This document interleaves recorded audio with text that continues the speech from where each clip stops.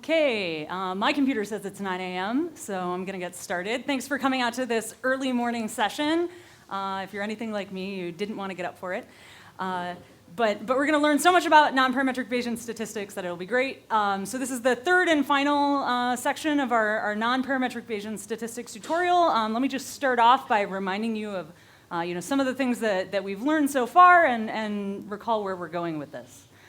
So remember in part one, sort of the main thing that we did was we set up this GEM model, this model that gives us a distribution over the positive integers.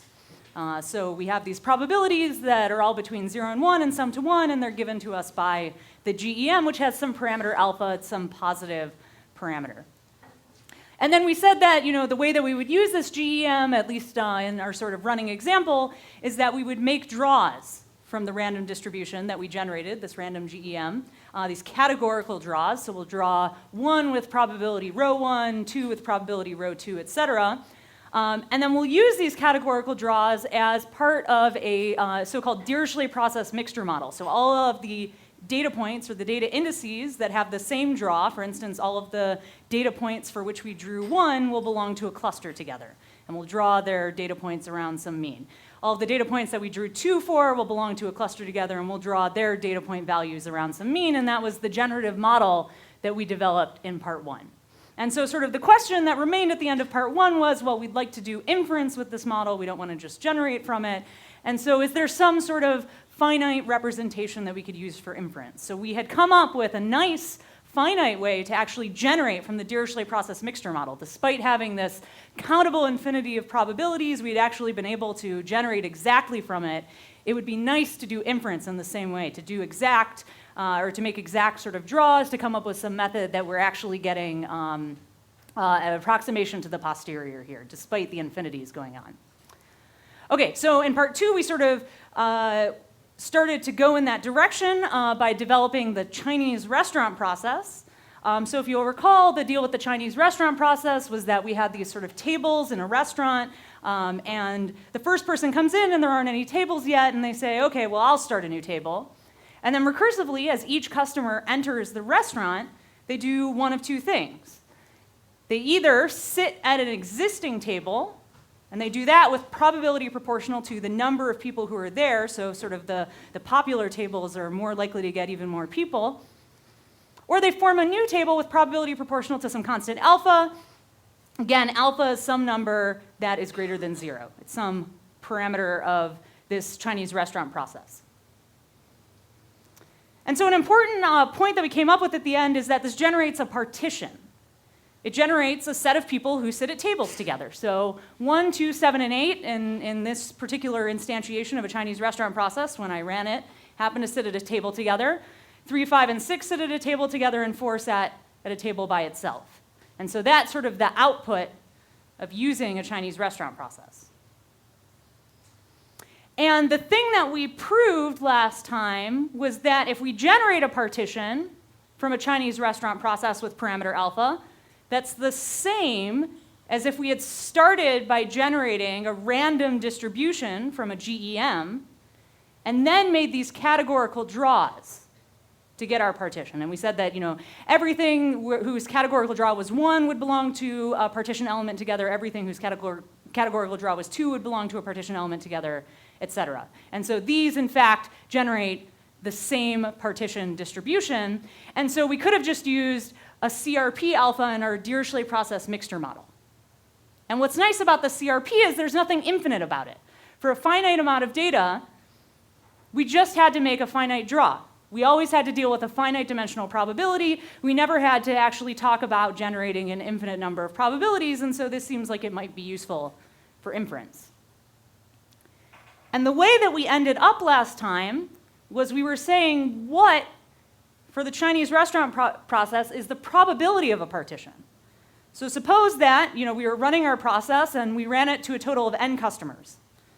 And those n customers, by the time that they had all entered the restaurant, had sat at kn tables. And the kth such table had nk people at it. And so we had finished up by saying, what is the probability of the resulting partition? And we had developed the following formula. Where did this formula come from? Just recall that the denominators came from the fact that every time somebody comes into the restaurant, you either sit at a new table or you sit at an existing table with probability proportional to the number of people who are there. So the total denominator probability is alpha plus number of people who have entered the restaurant before. This alpha to the kn comes from every time somebody enters the restaurant, they enter with probability proportional to alpha, so their kn total times people, or sorry, every time somebody forms a new table, they form a new table with probability proportional to alpha, so there are kn total factors of alpha. And then finally, remember that this product here came from the people who are sitting at existing tables, because every time you sit at an existing table, you sit there with probability proportional to the number of people who are there.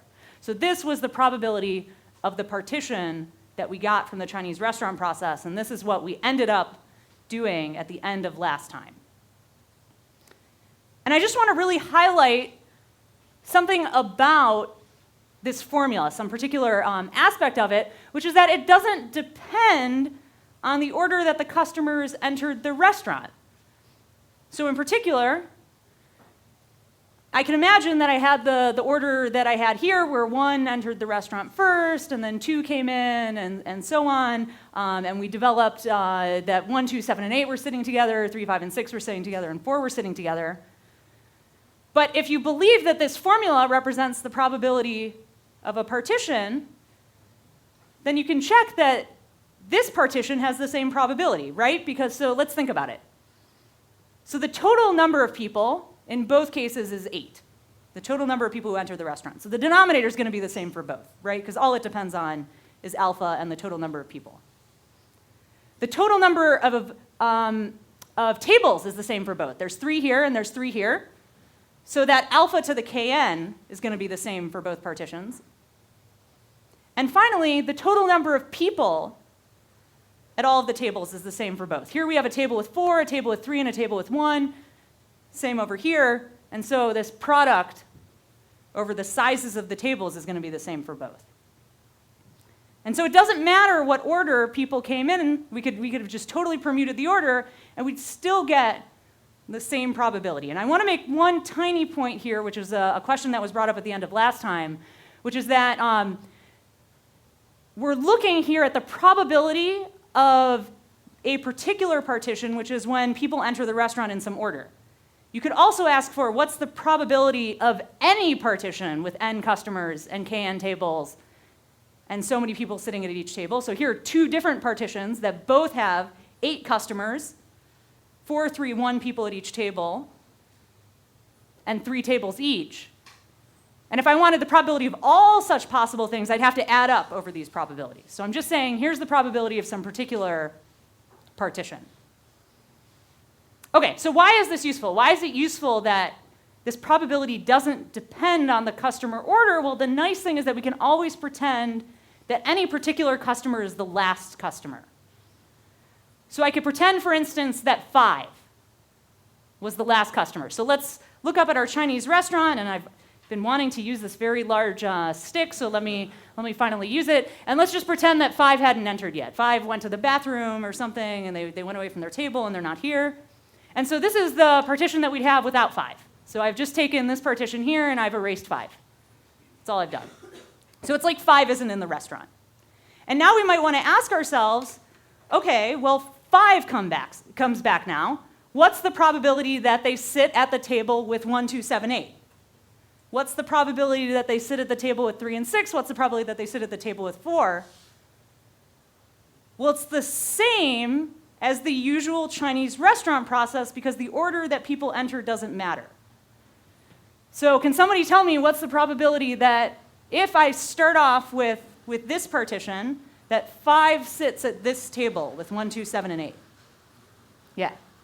4 divided by alpha plus 7. Yeah, exactly.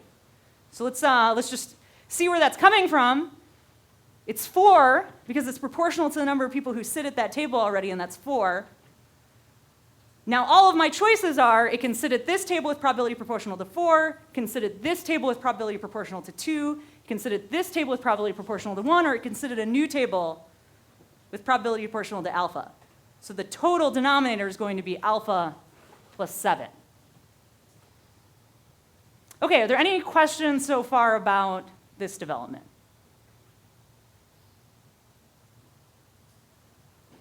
Okay, so all we're doing is just taking the Chinese restaurant process and noticing that, hey, we could have taken one person out of the tables, and we'd have the same Chinese restaurant process sort of generative model.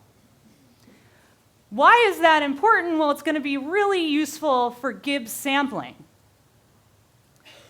In particular, it's going to allow us to calculate things like what is the probability of a new arrangement of people at tables, in fact, the full arrangement of people 1 through 8, given that we took away one person. In fact, we just calculated this probability for the case where capital N is 8 and little n is 5. We said, what's the probability that 5 sits at this table? It's 4 divided by alpha plus 7. What's the probability that 5 sits at this table? It's 2 divided by alpha plus 7, and so on. And so we can say this more generally. Let's calculate this probability more generally. Well, if we want to calculate this probability, there's two possibilities. Either little n is going to join an existing cluster, an existing set of people at a table in the partition where we removed it, or it's going to make its own new table. So can somebody tell me what the probability of n joining cluster C is, where let's say number C is the size of cluster C? Yeah. C divided by alpha plus n minus 1? Yes, exactly.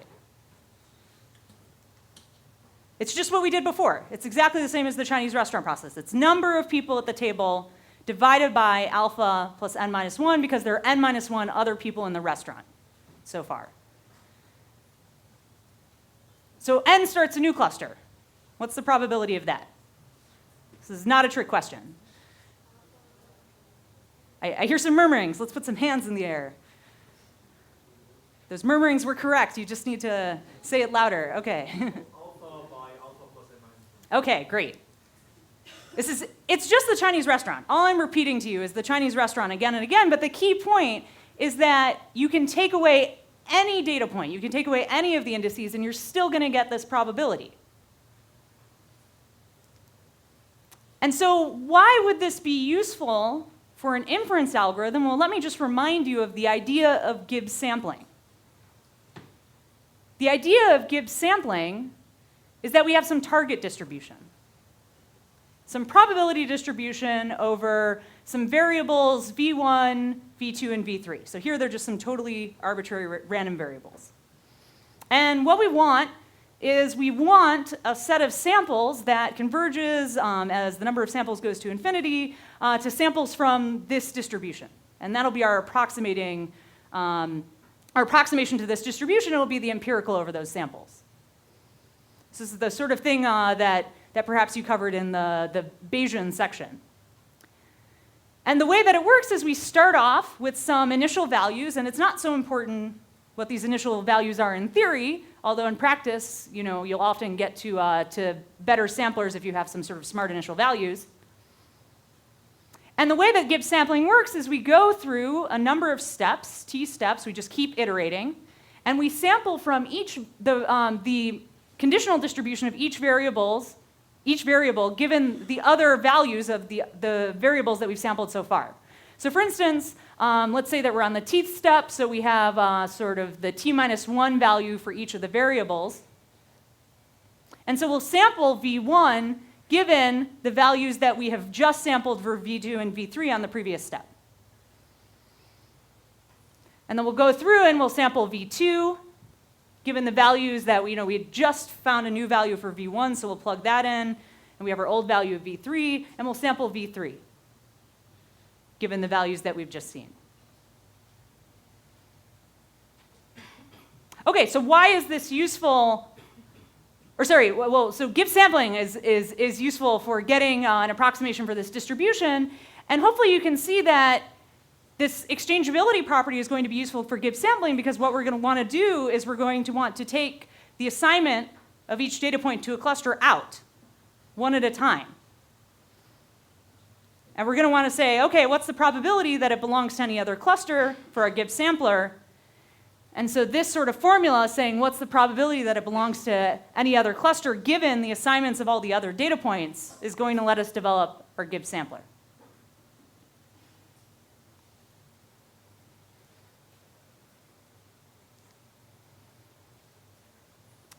Okay, so let's just remind ourselves what the generative model looks like here. We have a bunch of data. These are the sort of mixture model data that we've been talking about this whole time. And we want to say what's the generative model, where it's just the same as this Dirichlet process mixture model that we did before, but now we're going to put in the Chinese restaurant process instead of the Dirichlet process together with the categorical. So our generative model is first we draw a partition from the Chinese restaurant process. That is, we draw assignments of data points to clusters. So here data points 1, 2, 7, and 8 belong to a cluster. Data points 3, 5, and 6 belong to a cluster. Data point 4 forms the cluster. Then for each cluster, so for each C in the partition, for each table in the Chinese restaurant, we're going to draw a cluster-specific parameter. So this is like the cluster means. So it'll be some mu. In the Chinese restaurant metaphor, this is often thought of as being some dish that's served at that table. But in particular, in our data, it's going to be the centers of each of the clusters.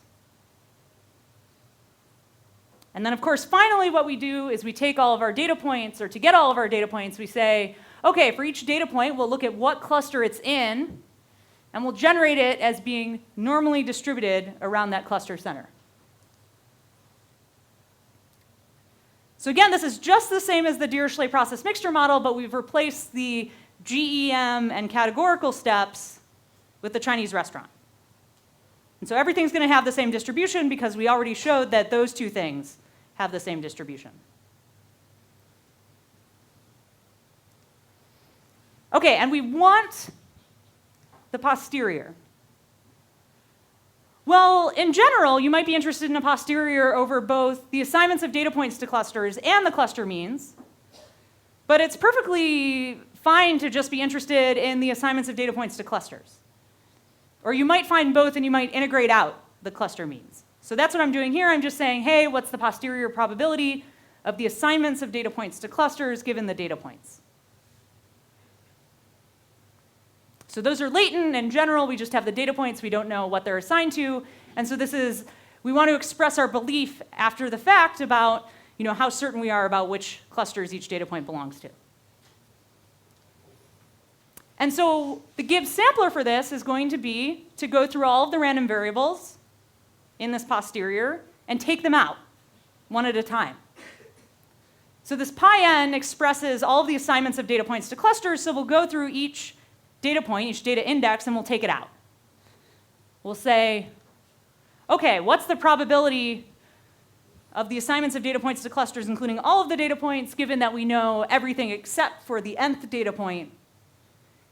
And now we also know the data points themselves. So this would be the Gibbs sampling step. And the way that this would work is we'll go through these iterations, one after another. And at each iteration, we'll go through every data point. And we'll say, which cluster does it belong to?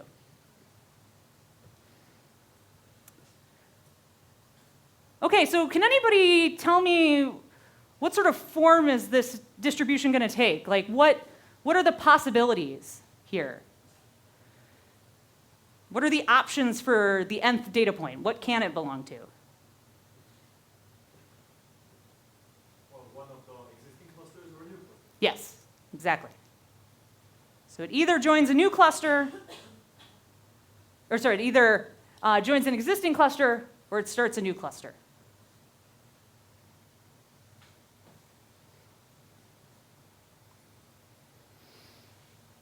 And so in general, we're going to get some probabilities for these two options. And we're just going to cycle through again and again through this Gibbs sampler, deciding whether or not to add this data point to an existing cluster or form a new cluster. And we'll see a demo of this in a moment. But let's think about what these probabilities are going to look like. Well, I'm going to not go through the derivation right now. but we can think about whether this looks reasonable. Okay, so in particular, let me just tell you that these are going to be the two probabilities. There's going to be the number of data points in a cluster divided by alpha plus n minus 1 times this probability that I'll talk about in a second. And the other probability, the probability of forming a new cluster, will be alpha over alpha plus n minus 1 times some other data-specific probability. Okay, so hopefully this doesn't look too crazy. So just on the other slide, just a moment ago, we had something very similar to this, but without these probabilities of the x's, right? In fact, we had exactly this. Let me just go back super quickly. So here, so we had, if we don't have any x's, if we don't have the actual data observed, then the probability of joining a new cluster, given all of the other existing clusters, is either number of data points of that cluster divided by alpha plus n minus 1, or alpha divided by alpha plus n minus 1 for the new cluster. Okay, well this can't be exactly the same, because now we have the data points, the actual data points. So here we have the x's. And the x's break into two types. There's either all of the observed data points for data points that aren't indexed by little n, and there's the one observed data point for the data point that is indexed by little n, the one that we're trying to assign.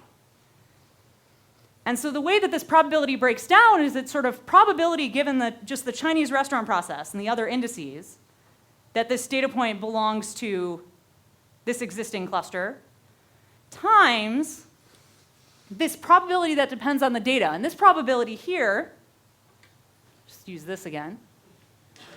So this probability here is the probability that this new data point, xn, what's its probability given all of the other data points in the cluster. So it's sort of saying, how well does this new data point fit in the cluster? So for instance, maybe I'm thinking about joining this cluster up here in the corner. Well, if my data point's way over here, it's probably going to be a pretty low probability. Whereas if my data point's here in the middle of the cluster, it'll probably be a reasonable probability. So in general, we want to sort of have a distribution that combines what's the probability given this Chinese restaurant process, and what's the probability that the data point really fits in the cluster that we're considering. So both of those come into play in the sampling step. And then here we have the same thing. We have what's the probability of this data point forming a new cluster just under the Chinese restaurant process, but also what's its probability of just forming a new cluster on its own? What's its probability under the prior of being where it is? Yeah. Right. So I can definitely say that if you put a proportionality here, then you'll be fine. So maybe I might, off the top of my head, let's just pretend that that's a proportionality symbol. I'd have to double check if it does. Yeah.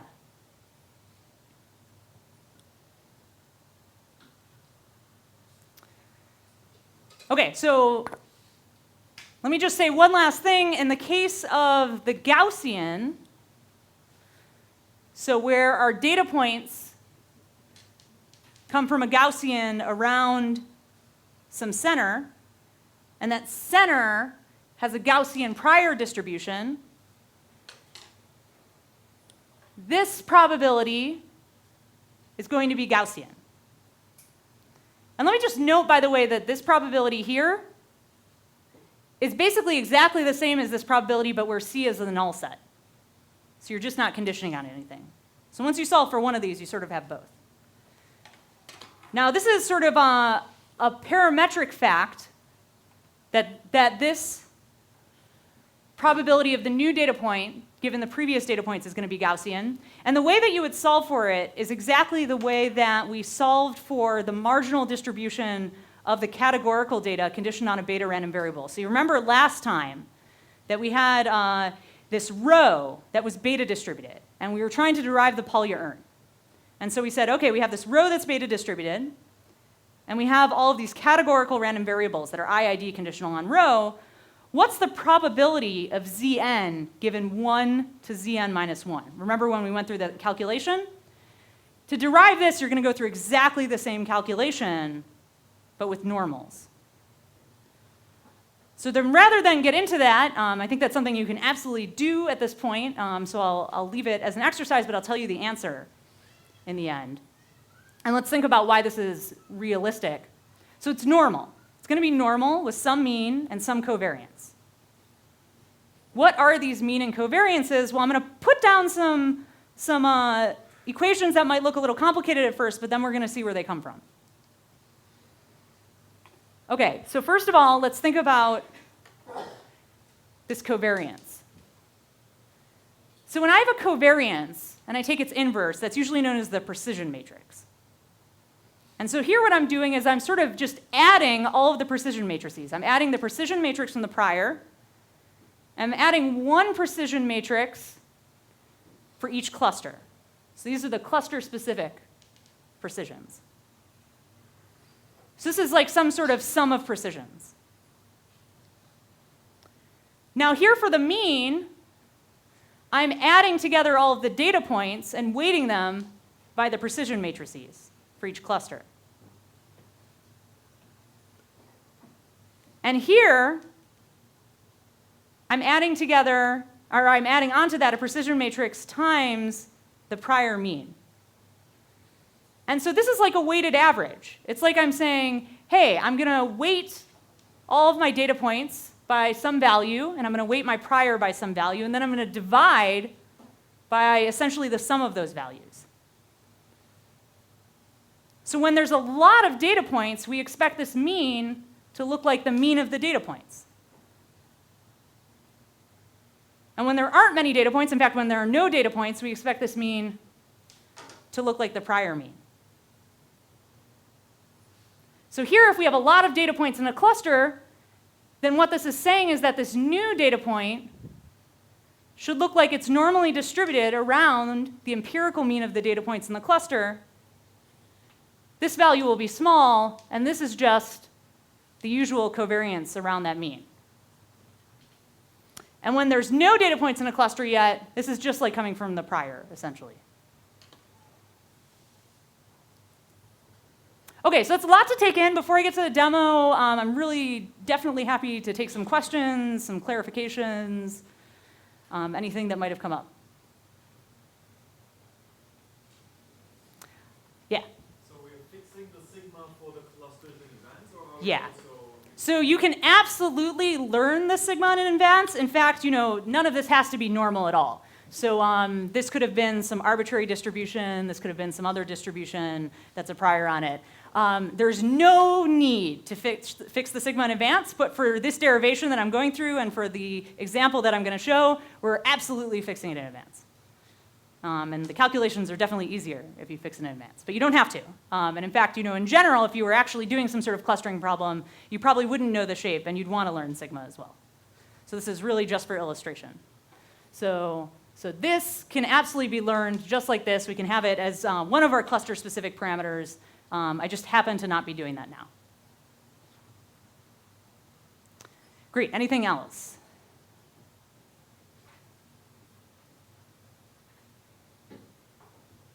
Okay, well, so basically the idea here is we developed a generative model. We're going to, as we might usually do in developing some sort of sampler, we just find out what the sampler steps are. It's usually just some sort of calculation. You have to step through sort of some Bayesian calculation steps, like the kind of thing that we did for the Bethe with the categorical before. I think if you sit down with it, you'll find that it's not a hard thing to do, but at the end you get out a lot of equations, and then you have to actually run these equations. So let's look at what that looks like in practice. Let me just note a couple of things. So one is, if you're interested, this sampler comes in its form for conjugate normal distributions from McKickern in 1994. I believe Neal in 1992 did this for a different set of probabilities, not the normal, not the conjugate normal. And then you'll find a sort of neater, sort of modern layout of this sampler in Neal 2000, which is a really nice overview that I'll talk a little bit more about in a few minutes. So if you're looking to sort of learn more about this and its derivation and everything, you can definitely consult Neal 2000 in particular. As I said, this is not specific to these probabilities. You can choose different priors. You can choose different parameters to learn, but we're just going to go with normal for the purposes of this demo.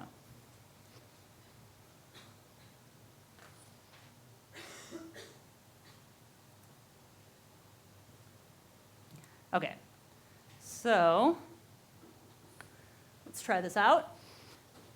Okay, so in my real life, when I want to do some posterior calculation, I'm going to have a bunch of data points. So here I happened to personally generate some data points that are normally distributed around every combination of plus or minus 3. So there's 4 clusters here, at least theoretically, according to how I distributed them, or how I generated them. And the way that the Gibbs sampler is going to work is it's going to choose one data point at a time and say which cluster should it be assigned to. So I have marked which data point we're choosing with this X. So we've just happened to look at that data point first, and we want to say which cluster should we assign it to. Well, what clusters are available to assign it to? Well, we have to initialize the sampler somehow. We have to say what clusters are out there. Well, we don't know what clusters are out there to begin with, so one way we could initialize the sampler is to say that everything's in the same cluster. And so that's what I did here is since everything is the same color, everything is in the same cluster. And now for each data point, we're going to get some distribution over the possibilities of assignments. And so that's what we're seeing down here. So for this data point, it can either belong to an existing cluster, an existing table in the Chinese restaurant process, which we know is this one because it has the same color. So this is the probability of belonging to the table that everybody is sitting at, because that's how we initialized it. And there's only one other possibility in the beginning. So if there's one table in my Chinese restaurant process, the only other possibility is starting a new table. And so that's what this probability is here, starting a new table. Okay, any questions about the initialization, what this graph is showing, anything like that? Yeah? How do you choose the initial alpha? Yeah, so that's a great question. I chose it because I thought that alpha equals, I think I set it to 0.01 would be really good for wanting just 4 clusters in this particular data set. But the reality is you wouldn't know alpha in advance, and you wouldn't necessarily know what's a good alpha in advance. And so you'd have to do something additional, like either put a prior over alpha, choose it empirically. So I'll tell you a little bit more about how alpha interacts with the number of data points and the number of clusters in a moment, so that'll give you a sense of how you might choose it empirically. But I'm definitely cheating right now and just choosing an alpha that's good. That's a great question. Okay, anything else about this? We've started our sampler, but we could still have questions about how to start that. Okay, so we have this data point, and we're going to choose from this distribution. And as we talked about earlier, the way that we choose from a distribution is we make a uniform random draw on the unit interval. And we say, does it fall in this probability or this probability? Well, this one in particular happens to fall in this probability, so we're actually going to form a new cluster. So when we move away from this, oh, yeah, this doesn't work for sampling. Oh, where's my mouse? Here. Okay. So when we move away from this, hope it's not too light, but this one has formed a new cluster, and we've moved over to this data point. Okay, now this next data point, there's either the possibility of joining the giant table that everybody sits at, of joining this table with one data point in it, because now we have 2 tables, or starting a new table. Well, those last 2 choices seem to not have very high probability. That first choice is just obviously overwhelmingly likely, and you can kind of see why that is. So first of all, this is surrounded by lots of data points that are very near it and just like it. It's really unlikely that we join this cluster because it's way over here. And it looks like forming a new cluster here just isn't high probability, and so we're definitely going to stick with the existing cluster. Yeah? Where are the cluster names? Right, so the interesting thing about this sampler is that we're not learning the cluster means. So you'd have to add something additional to it to learn it. Now, you can get a sense of where they probably are by taking the empirical mean. So I can tell you where this cluster mean is almost surely going to be just right next to wherever its empirical mean is, because there's just so many data points in this cluster. This cluster mean, the posterior over it is going to be some sort of average between the prior mean and that data point, something like that probably. But we're not sampling it right now. So this sampler only gets the assignments of data points to clusters. You're not conditioning on clusters? No, not at all. We're integrating them out totally. So let me actually just take this moment to look back on our sampler. So that's the interesting thing about what we're doing here. We're only finding the posterior over assignments of data points to clusters. We're integrating out the cluster means.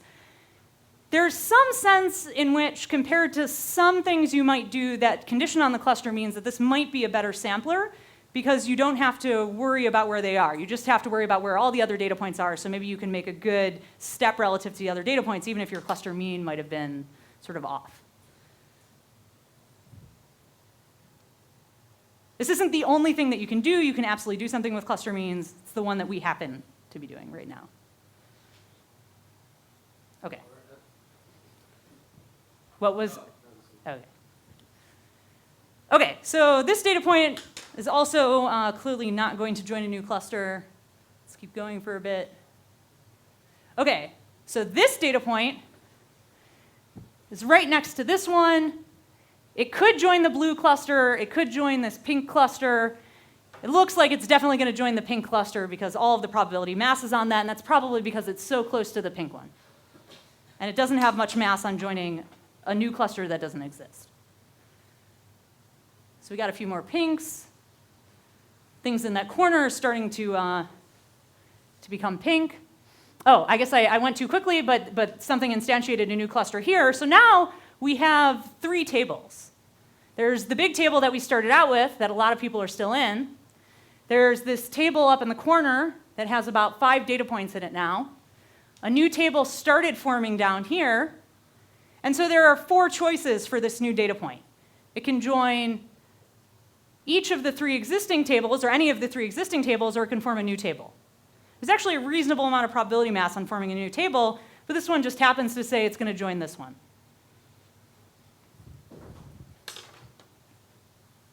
And we know that because of the uniform draw.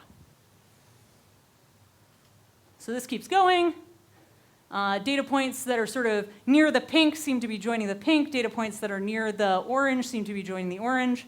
Oh, I guess I, again, went a little quickly, but we see that some new table did get instantiated over here.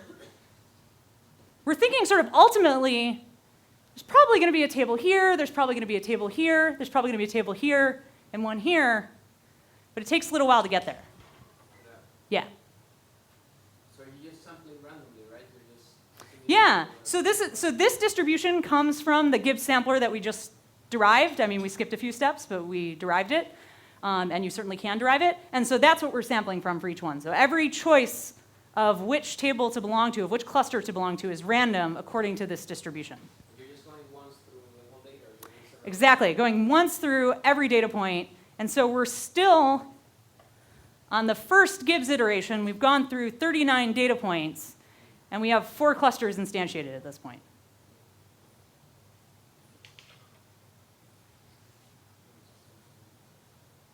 Yeah. The bottom line is being updated toward data. Yeah, exactly. So for every data point, we go to our Gibbs step for that data point. And we have a Chinese restaurant process like probability. So that data point can either belong to, well, any table that's already in existence. So right now there are 4 tables in existence. So there are 4 possible tables for it to belong to, or it can belong to a new table. Now sometimes you're not going to see 4 probabilities down here. That's because some of them are very, very small. So there are 5 probabilities down here right now, because there are 4 tables and there's the possibility of a new table, but some of them are so small we just don't see them. So for whatever data point is the x, this is the probability distribution of it belonging to the tables that are out there. And there's no sort of color for the x, because until we draw from this distribution, it's like we've thrown it away. We forget entirely what its old table assignment was. Okay, so this keeps going. So let me just skip ahead to the end of the first Gibbs iteration. So to complete this iteration, we'd have to go through all 100 data points. It turns out there's 100 data points here. And for each one, we'd make one of these draws, but I'm just going to skip ahead to after we've done each of those draws. Okay, wow, so this looks pretty good, right? So, at least the way that I generated this, or so I told you, is I generated a bunch of data points around, negative 3, 3, around 3, 3, around here, and it's sort of almost got it already. This one's a little off. We're probably going to get that data point right in the next iteration. So let me just run that iteration. So I'm going to skip ahead, and we're going to sample all 100 data points in the next iteration. So we go to every data point, all 100 data points, so 100 steps that I just skipped. And now we've done 2 Gibbs iterations in full, and we're at the start of the 3rd Gibbs iteration.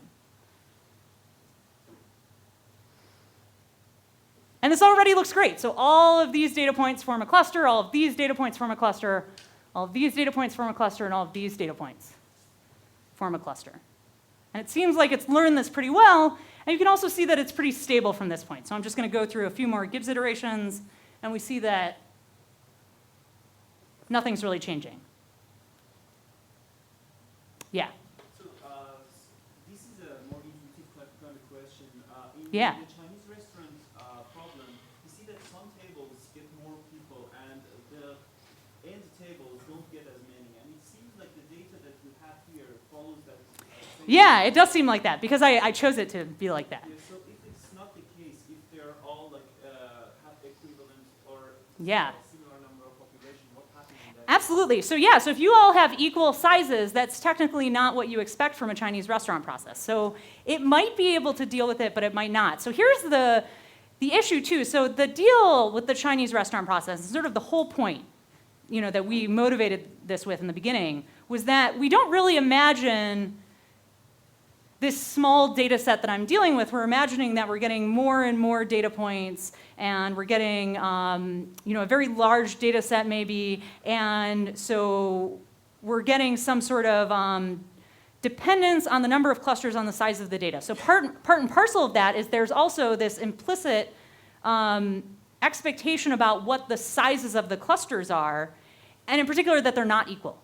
And so if you really do expect an equal number, equal size clusters, and you have a lot of clusters, eventually this has to break down. I can't say exactly when.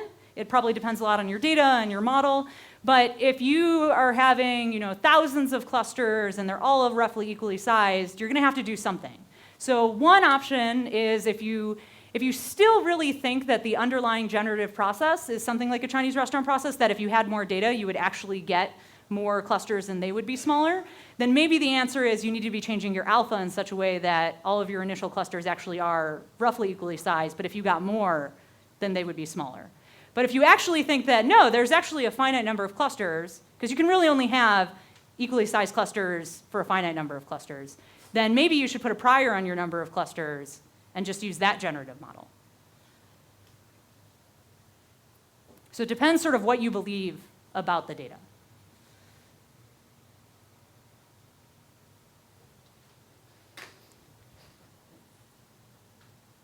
Okay, so any other questions about the sampler so far? Yeah? In the initial iteration, wouldn't the number of clusters change if your prior variance on each cluster was smaller or larger? Yeah, oh, absolutely. So, okay, well, so we don't even have a prior variance for the clusters right now. We're having a fixed variance, which happens to be the right one. But if we were learning the variance, then we would have things changing like the shape of the clusters, et cetera. But another related point is if we had put in the wrong variance. So if we had said, hey, we expect each cluster is going to have a variance of size like 0.01, we're going to have a lot more clusters than we do here. Yeah, absolutely. Yeah, so I do want to emphasize that this is very much a toy problem right now in that I'm not learning that shape. and I'm assuming I know it, in general, you'd learn the shape as well. And that's perfectly easy to extend what we've done so far to get that. So it's kind of intuitive question. So if we got like outliers, so what do we use outlier depending on alpha? Yeah, so, okay, so maybe let me say something that I think is a response to your question, and then you can tell me if it's really answering it. So the question was, what about outliers? And so if you have something that's way over here, there's going to be a lot of probability based on the data likelihood, the probability of the data surrounding the cluster center, which we assumed had this very specific variance, as was just pointed out. And so there's going to be a lot of probability mass on this being its own new cluster if you have an outlier. So this deals with outliers by making new clusters, usually. Again, everything is probabilistic. There's nothing that's set. Yeah. Great. Do you hear me? Yeah. Oh, perfect. So this method that you described seems to be very kind of inefficient in terms of very large data sets. Yes. I imagine there should be some alternative method that you could use for parallelizing this, especially in terms of the number as n gets larger and larger. That's great. So this is any feasible way? Yeah, so this is one of two issues, and hopefully we'll discover the other one shortly. Actually, there's probably way more than two issues with this method. But there's two issues that I'd like to point out, and one was just pointed out, which is that this is super not parallelizable. So every choice that we make for each data point depends on the choices for all of the other data points.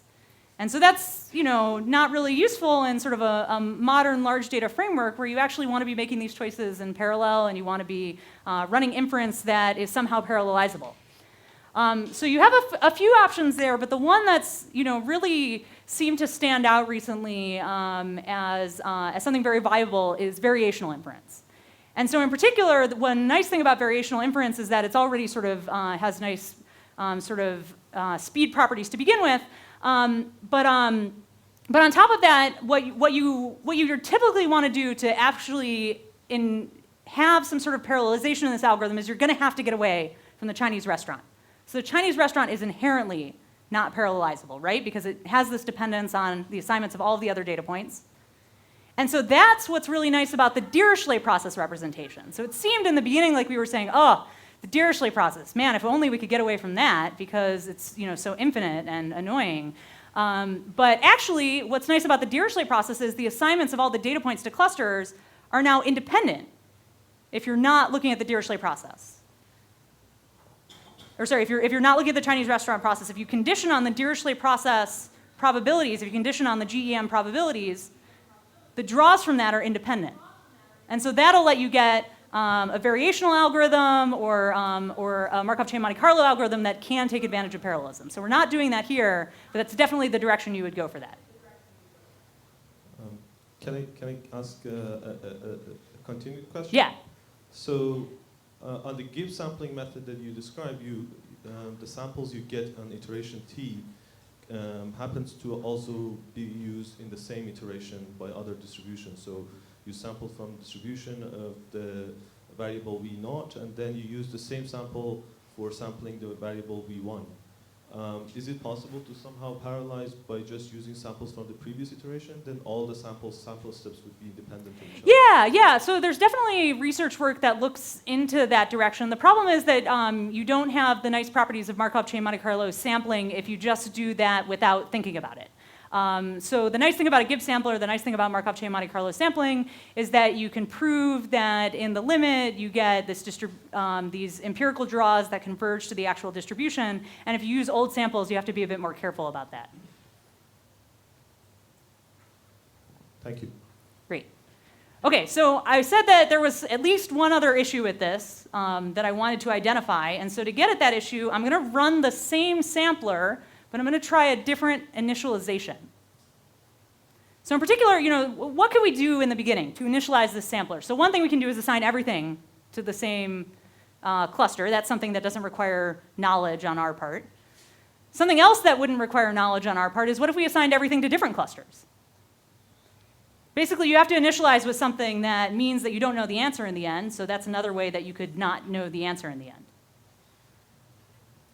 So let's try this out. So now I have the same data. This is the same set of data points that we had from earlier. And I've initialized everything to its own cluster. So once I remove the current data point, there's 99 clusters, 99 tables in our Chinese restaurant. And so this distribution for the first data point, what cluster it's going to belong to, has 99 plus 1, or 100 possibilities. Because there's a possibility of forming a new cluster, but that seems kind of silly because there are so many choices already. And so as we step through this sampler, we're just going to sort of slowly, for each data point, choose some probably existing cluster to belong to. Okay, well, this isn't so interesting to watch in the beginning because it's sort of hard to see how things are going, so let's skip ahead to the end of this iteration. Okay, so we're down. We have fewer clusters, but it's still 40. That's a lot of clusters. It's probably more than we need. In fact, we sort of know we're aiming for 4, so that's definitely a lot. So what's happening here is that some of the clusters are sort of agglomerating together. Data points are saying, oh, I'm near this other cluster. It looks pretty good. I'll join it. But they're not all deciding on the same cluster at the same time. So let's keep stepping. We step through another full iteration. Now, when we had initialized with one cluster, with everything in the same cluster, we'd sort of been done by now. But in this case, there's still quite a few contenders in these two cases. These smaller clusters are kind of filled in, but these still need to be resolved. Okay, so we can keep stepping. Getting down to fewer, still a good number. Okay, down to 8 clusters. Some of them are very light. Okay, we're still quite a few iterations in, and okay, so you'll notice this phenomenon where, okay, we kind of got this cluster right. All of the data points over here have the same color. And we kind of got this cluster right. All of the data points over here have the same color. It's a little light, but there are 2 cluster colors in this corner. And it's a little light to see, but there are 2 cluster colors in this corner. And when you look at each data point up here and you see the probabilities, they both look pretty reasonable. I mean, both of these have pretty high probabilities. It's not like when I'm making my choice for this cluster, it's really obvious, I have to go with the dark blue. That's going to dominate. I have these 2 pretty equally likely options. And you can see that for all of these data points, the data points in this cluster as well, that, oh, these both look pretty reasonable in terms of likelihood of being chosen. And so this is another problem that I want to point out, which is that if you get this problem where you have sort of 2 clusters that both seem reasonable, that both represent maybe some sort of underlying truth, it's hard to move into making that 1. Because every step that we're making in the Gibbs sampler is this tiny incremental step. It's just about this one data point. And so if I change this one data point, it doesn't change the fact that there are really these 2 big representative clusters in the same space. What we'd like to be able to do is to combine them both. We'd like to make a big step and say, hey, these are both basically on top of each other. They should really be the same cluster, but that's not possible in our current sampler. In our current sampler, we can only change one data point at a time, only one assignment at a time. And so this isn't going to solve this problem. And so we can keep going, we can keep stepping through iterations.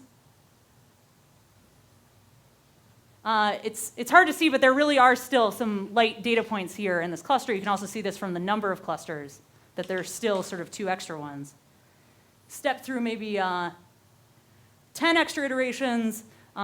Sorry about the light color here, but this finally got resolved, and this finally got resolved. And we're down to 4 clusters, but it took quite a while. And this is a really simple data set. If we had a larger data set or a more complicated data set, it might take even longer and be a huge pain.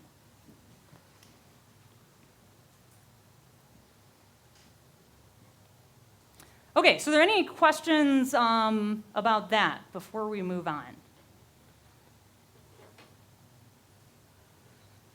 Or about any of the details of what we've done? Yeah. That last problem is less of a problem in the case where you're actually conditioning on that cluster parameters, right? Instead of marginalizing them. I don't think so. I think it's still a problem because the thing is the means for both of those two clusters are going to be very similar. And so so when a data point's deciding what cluster to join, they both look pretty much equally good because they are pretty much equally good. They both contain about the same number of data points. They both contain about the same mean. That mean and number of data points seems reasonable for that data point. So, eventually you sort of hope that there's just randomly enough mass in one cluster or the other that the data points sort of generate towards the larger one. But yeah, having the mean doesn't just resolve it. Yeah, I guess it's less of a problem now because you integrate over them. They're basically, they're more similar than they're actually considered conditional. I don't know. You could try it out empirically and find out. I mean, I guess, there was this previous point about parallelism and other issues. And so I want to suggest that even if you did something like instantiate the means as well, there are better things that you can do.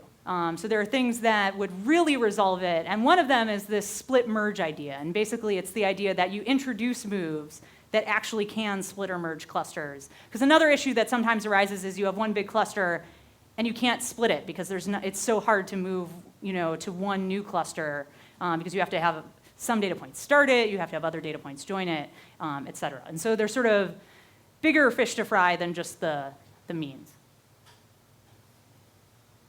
Yeah? And so aside from the issue of visualization, what happens when you're misspecifying the parameters? Right. I mean, so the thing about model misspecification is it's a tough problem because every model is misspecified to a certain extent. So the unsatisfying but true answer is sometimes it works and sometimes it doesn't. But if you're really misspecified, then you're going to have a rough time of it. So if you really, for instance, let's say you're in a streaming data environment and you're getting more and more data, and the underlying truth is that you have 3 clusters. Then eventually you're going to have a problem where you have a ton of extra clusters if you're using a CRP. Likewise, in practice, you'll see in papers, people will say things like, I ran a Chinese restaurant process on my data and I got all these little extra clusters. And there are different ways to interpret that. So one way to interpret that is, maybe you actually had a finite number of clusters, and so you should have been putting a prior on the number of clusters. Another way to interpret it is maybe they're picking up outliers. Because the fact is the world is not perfectly Gaussian in its clusters, even though people tend to use Gaussians. And so this is a way that you would pick up outliers is you would say, hey, they're in a cluster of their own. And this comes back to an interesting point about Dirichlet process mixture models, which is that if you have data and you're modeling it as coming from a prior, which is a Dirichlet process Gaussian mixture model, then actually the posterior for that, for an extremely large set of densities, sort of like something like smooth densities, is consistent for general densities. So this is from a Gosal paper from 1999. And that's really nice. And that also forms a connection for why we might be using the word non-parametric, even though we sort of mean massively parametric, because we're sort of modeling this arbitrary density. And so in some sense, that's what you're getting when you're picking up these little extra data points or these little extra clusters. Yeah? It seems to me that part of the problem arises from the fact that we are drawing from these uniform variables and sampling the cluster identity. I'm just asking, would it be maybe possible to, in the same way that you would in an EM algorithm, keep the probabilities for the cluster assignments of the points as compared to k-means, that we keep these probability distributions around to have them separate out smoother and faster? Or is that? I guess I'm not sure what the proposal is. So in every step of the Gibbs, we calculate this probability distribution that you showed on the top. Yeah. Bottom, right? But then we're sampling from it. Yeah. But we could, in an EM algorithm, you would keep that one and use that for every point. You would keep this probability distribution and use that to continue with the calculations. Right. I'm willing to believe that that would work great. I'm not totally sure off the top of my head. Yeah.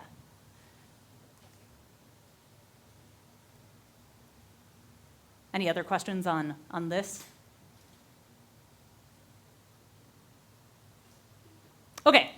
It sounds like everybody has a great idea for a new way to sample or a new way to infer on this, and that's great, and I hope you actually try that out and or look it up in the literature. Let me also suggest some directions that might be interesting to pursue.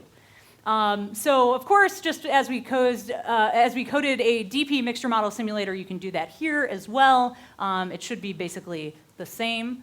Perhaps more interesting are actually working with the inference algorithms. So one thing that you might want to do just to make sure that you really understand the Gibbs sampler that we're using, which is sort of a very basic sampler, but will give you intuition for, I think, many of the other inference algorithms that are out there, is just make sure that you can derive it. So in particular, we had this probability of a data point given the other data points in the cluster. This should be a parametric Bayesian problem in the style of the beta categorical derivation that we did the other day. And then deriving the CRP mixture model in general, that should be more involving sort of what we've learned about CRPs. And so that'll be about saying, okay, given that we know the assignments of all the other data points to clusters, how do we get this last data point where we're now conditioning on the data as well, the actual data point values?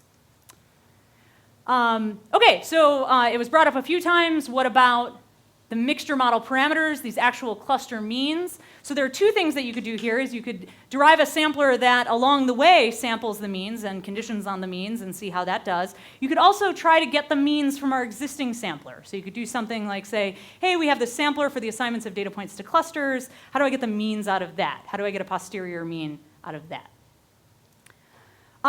So I mentioned this idea of actually splitting and merging clusters. There are a lot of other great ideas for better samplers than the ones that we've talked about specifically. And in fact, the one that we talked about very much depends on having conjugacy in your cluster-specific parameters. So in particular, we can derive this nice normal formula here because the data points given the cluster mean, that normal distribution is conjugate to the prior on the cluster mean. And so here you can check out some non-conjugate options as well as better samplers in terms of splitting and merging and so on. Also, this idea of being able to deal with an infinity without doing some sort of truncation isn't something that you have to use the CRP for. So it was a nice motivation for learning about the Chinese restaurant process, but actually there's this really neat idea that I think is just good to know in general called slice sampling that will let you have a sampler for the Dirichlet process that doesn't involve integrating things out. And then, as I mentioned in response to a previous question, variational inference in general is very promising. It has a lot of work that still needs to be done, but it's certainly a promising way to get actually really fast samplers inference in general.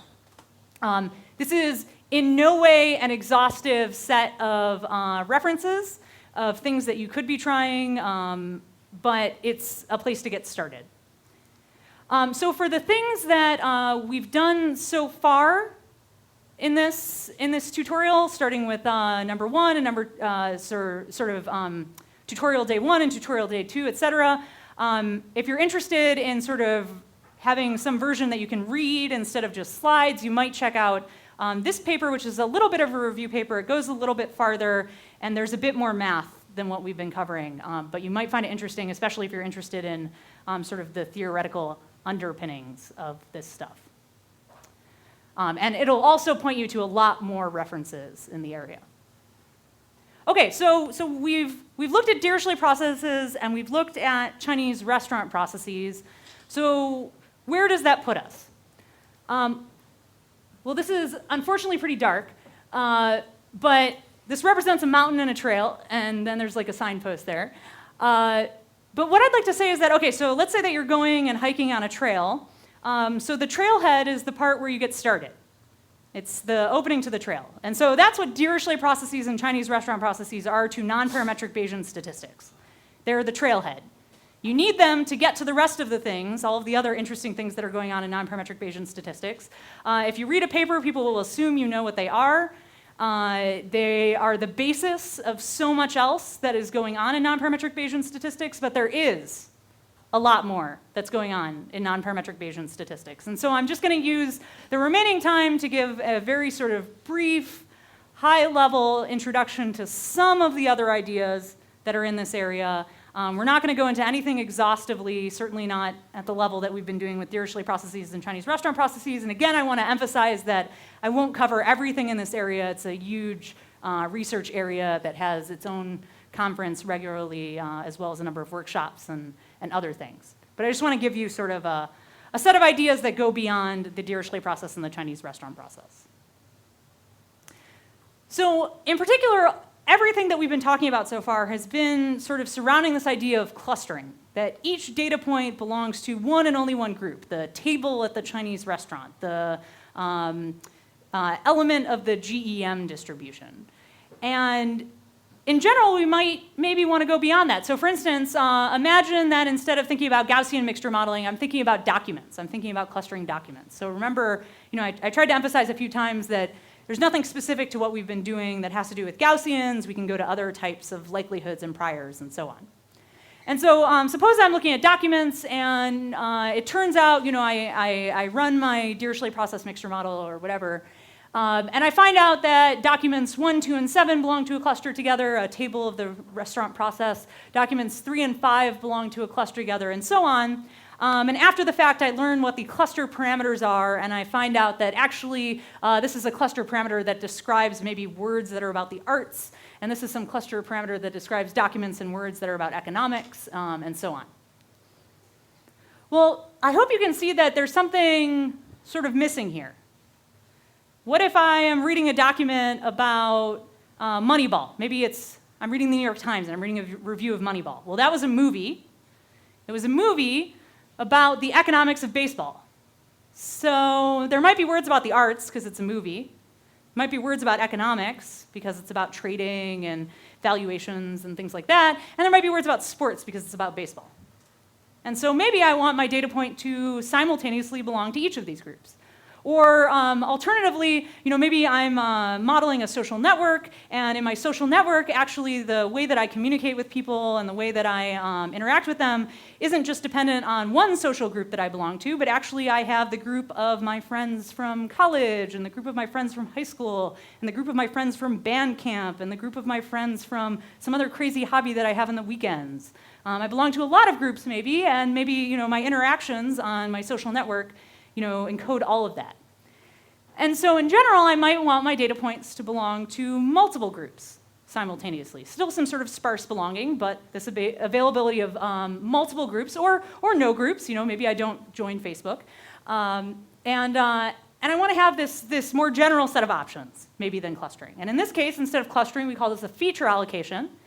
And because nonparametric Bayesians seem to love their culinary metaphors, instead of a Chinese restaurant process, we might use an Indian buffet process to generate this. And so the idea of the Indian buffet is that instead of sitting down with my friends at my table in the Chinese restaurant and just sampling one dish, I go to the Indian buffet and I pick up multiple dishes. And those dishes describe what groups I belong to and what their parameters are. Now, just as the Chinese restaurant process had this sort of Polya-Ern limit that gave us the Dirichlet process, there's a similar thing here, which you can, in fact, sort of derive yourself. Oh, I should mention this is from Griffiths and Garamani in 2005, called the Bethe process. So just as the Chinese restaurant process is to the Dirichlet process, essentially the Indian buffet process is to the Bethe process. And you're at a point now, based on what you've learned so far, that you could really derive the connection between these two. So the Bethe process was actually introduced totally independently in 1990 for a survival analysis problem. And then a number of connections were made since then, and in fact, a sort of Polya-Ern type derivation like the one we did for the CRP and the GEM. Okay, so that's one type of structure, but there are really tons of different types of structures that we might be interested in. Structures where the number of parameters grows with the size of the data in the ways that we've been describing, a way that was sort of encapsulated by the Chinese restaurant process, but is not specific to it. So in the previous case, we could have the number of features grow with the size of the data. Something else we might look at is things like trees. as I get more data points, I might get more connections, and I might build up a more interesting tree over time, and this might be interesting for things like modeling genealogies. So here, the sort of basic thing, again, the way that these things tend to work in practice is, you have your Chinese restaurant process, and then people build on it and say, how can we make it better? What's problematic about this? What other model can I use? But the basic, one of the really basic models in this case is the Kingman coalescent. Kingman has a number of just absolutely amazing papers. I mean, I just can't recommend reading Kingman highly enough. And we'll get to a book of his soon, which I think is possibly my favorite math book. Also, you can have fragmentations and coagulation. So instead of just having things come together as you go sort of up the tree, there are other cases where you might want clusters that break apart or come back together. In fact, sometimes this is actually a reasonable model from a genealogical standpoint. And another related idea here is the Dirichlet diffusion tree, which turns out to be pretty related to the Kingman coalescent, but has things like times and locations, and it's sort of diffusing in space as well. And that's due to Radford-Neal. Okay, power laws. So as I said, the way that a lot of these things work is you have this sort of model that you start with, like a Dirichlet process or a Chinese restaurant process, and then you realize, hey, I really want to use this, but it has something that's a little bit off. Can I change that and make it more accurate? We talked about model misspecification. Can I make it so that it actually agrees with my assumptions of the model? And so one problem that might arise sometimes with the Dirichlet process is the way that the growth with the number of data points happens. So if you recall from the first lecture, I posed to you this problem, which I'm sure you all just worked at night and day until today, which was if we look at the number of clusters occupied by n data points, how does that grow with n? And so, I'm going to tell you the answer now, even if you didn't work on that problem. Now you know the answer, so you can work towards it. The answer is that grows as alpha log n. So alpha, again, is the GEM parameter or the CRP parameter. So this is saying it's growing logarithmically in n and linearly in alpha. So there's a question earlier about, how do you choose alpha? So this might give you a little bit of a hint in general. Also, let me just quickly explain this notation here. So this looks like I'm simulating from a distribution. But an important thing here is this is not a distribution. So when you see this notation and there's not a distribution here to the right, it means that the left-hand side over the right-hand side goes to 1 as something goes to infinity, and here it's as n goes to infinity. Also, the easiest way to derive this relationship, or something like it, is to find what is the expectation of the number of clusters. So that's probably, if you're going to actually work this out on your own, the thing to do is look at the expectation of the number of clusters and see how that grows. In fact, there's something more powerful you can say. You can say that it actually grows like this with probability 1. So it's a stronger statement. Okay, so why would this be problematic, this logarithmic growth in the number of data points? Well, actually, there are a number of applications where we expect a different type of growth, a power law growth. So if you look up Heap's law or Hurden's law, for instance, we expect the number of unique words in a manuscript to grow as a power of the number of words total in that manuscript. So the number of sort of unique types of words, like the and of, that grows as a power of the number of sort of individual tokens in the manuscript. And there are plenty of other cases where this happens. In general, in sort of a lot of image applications, in text applications, it's quite common to see power laws in actual data. And so we might want something that actually grows like a power law instead of something that grows like the logarithm of n. And this is provided by the so-called Pitman-Ure process. So the Pitman-Ure process, a lot of people tend to cite this Pitman and Ure paper from 1997, although there's a few papers before that that also introduced some similar ideas. And the Pitman-Ure process, it has the same essential ways of representation as the ones that we've seen. So there's a Chinese restaurant process like update scheme. There's stick breaking that we can do. It's just slightly different from the Dirichlet process. But once you make these small differences, you end up getting that the number of clusters grows as n to a power. And so you can actually get this nice growth that is desirable in a number of applications. It turns out that this is equivalent to the sizes of the clusters if you order them, if you put them in order. So biggest cluster first, second biggest cluster, third biggest cluster, et cetera. Those probabilities from the GEM, those also decreasing like a power. So this is covered in this nice paper by Gnaden, Hansen, and Pittman. And this is also desirable, and it's called Zipf's law. Also, by the way, just so you know, so you might be thinking, well, how far away is this log growth really from this power law growth? So here I plotted, I made one of these plots that we had from earlier from the Chinese restaurant process, so where we said, hey, for each data point, the first data point belongs to the first cluster, so we'll plot this. And then whenever a data point belongs to a new cluster, we'll start it on a new line, et cetera. So this tells us the number of clusters. And now here I plotted it on log-log space. So both of these axes are logarithmic. Now if this were a power law, any power law would be a straight line on this. And you can see that this just is not fitting a straight line.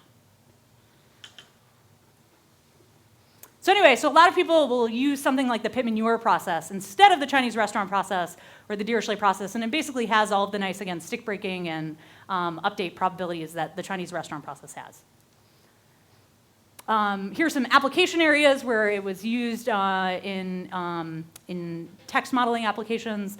And these power law ideas are not specific just to clustering. They could come up in all of the other areas that we might be modeling. So we talked about this Indian buffet process. We talked about coalescence, things like that. It's just amazing how much power laws come up in real life and how much we sort of want to model them in our inference. Okay, hierarchies are a huge deal in Bayesian statistics. Actually, they're one of the main reasons that people use Bayesian statistics, because the idea is you have all these little tools. You have, now you have a Dirichlet process in your pocket.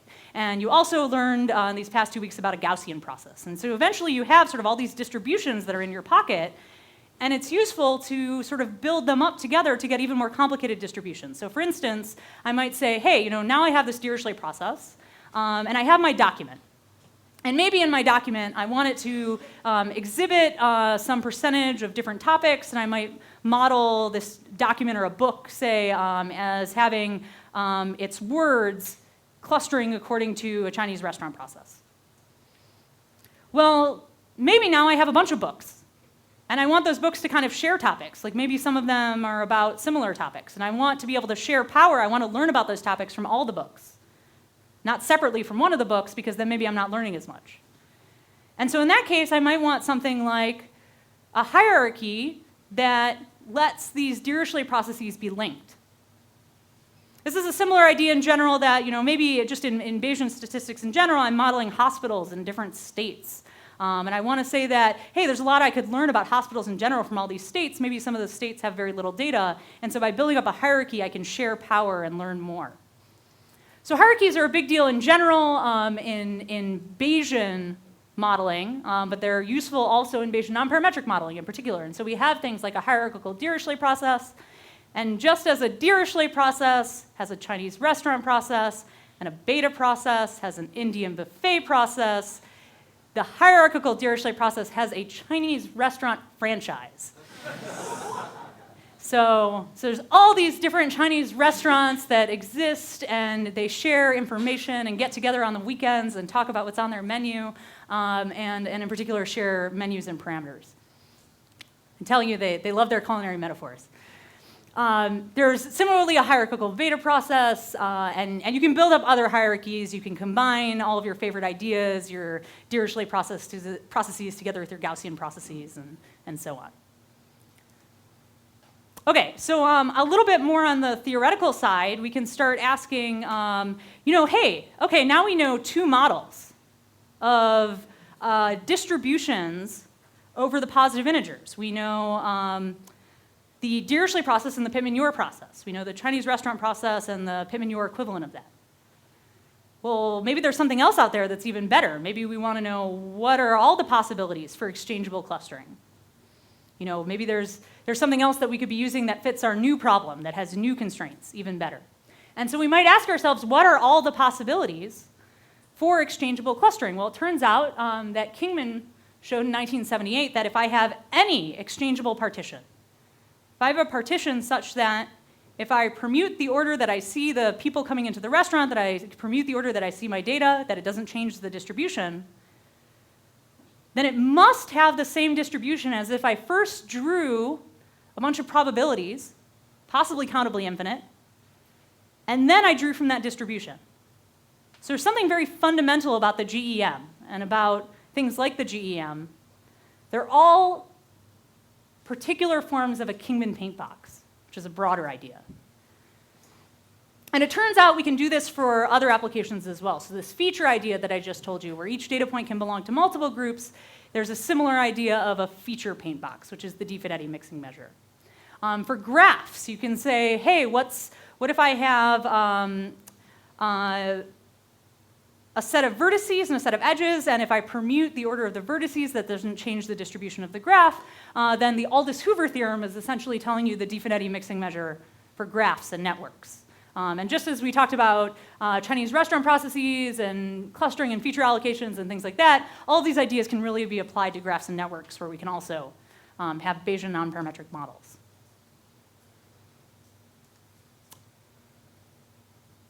So all this is a particularly nice sort of overview of exchangeability in general. So this is quite theoretical. And then Orbans and Roy have this nice overview from the perspective of Bayesian nonparametrics, and nice overview of sort of these different various forms of exchangeability, and more of an introductory sort of nice read about that.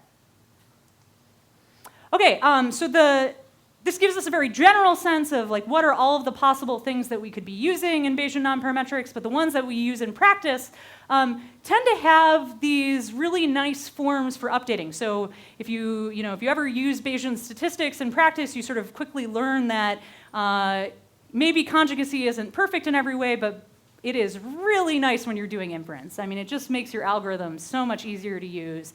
And unless you have like a strong reason not to use it, it's very easy. Now, in the parametric case, conjugacy isn't something that you have to use. We know how to do integrals for non-conjugate models in finite dimensional space, or at least we know how to do them reasonably well when the dimension isn't too high. But when we're doing Bayesian nonparametric statistics, essentially what we're doing, because we're using Bayes' theorem, is we're doing some sort of crazy infinite dimensional integral. And so a lot of the work that we've done by working with this Chinese restaurant process and the Dirichlet process has been trying to get around actually calculating an infinite dimensional integral, because that would just be so difficult. Now, the way that we get around this in the finite case often is use conjugacy. If you use conjugacy, instead of having to do an integral, you just do this nice update where you realize, oh, I started with my exponential family, and then I just update its exponential family parameters through some sort of addition, and I'm done. And so instead of doing an integral, I did addition. And that's essentially what we've been doing with the Dirichlet process and the Chinese restaurant process. Instead of actually formulating any integrals, we've been doing some sort of addition. And so that's what conjugacy buys us. And again, it's very much more important in the infinite case. And that's why you'll often see that the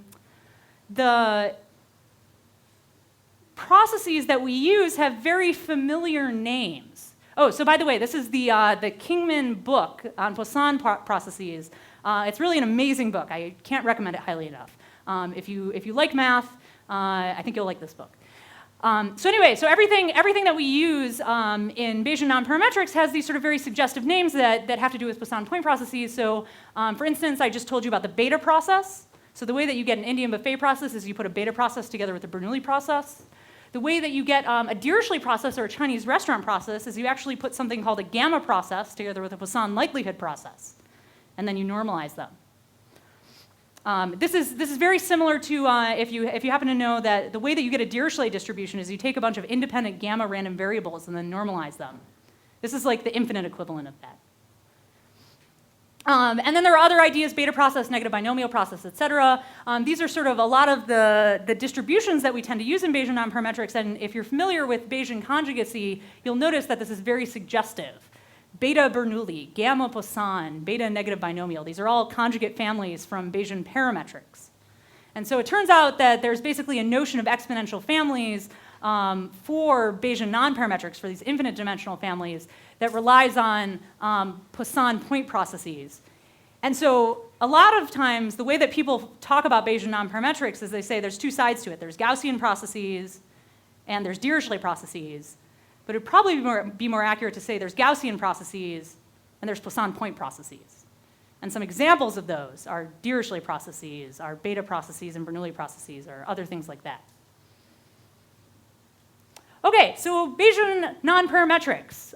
This is the slide that we started with. We said Bayesian statistics that is not parametric, and I hope that at this point you have a much better sense of what that means. Bayesian statistics, we know it's this generative model. We've built up a bunch of generative models. In particular, we focused on this Dirichlet process mixture model, but that's certainly not the only one that you can build. But I think the generative model for the Dirichlet process with categorical likelihoods, the Chinese restaurant processes, these are the parts of your generative model that you'll use in the future, even if you change other things about the data likelihood specifically. And now I think you really have a good sense of what not parametric means for Bayesian nonparametrics. It means that there's this infinity of underlying parameters, but the number of parameters that's actually instantiated in the data, that we see in the data, is growing because it's slowly getting more of that infinity. In the way that when we have the GEM distribution, we're slowly picking out more of the clusters. In the way that when we have the Chinese restaurant process, we're slowly building up more tables. And then there are a variety of applications that you could just spend an incredible amount of time reading. And I'm hoping that if you follow up on even just some of the references that I've given you, that you'll see that there are just tons more references out there. And hopefully, if you have any particular application, something that's relevant to you. So thank you very much. This has been a good time.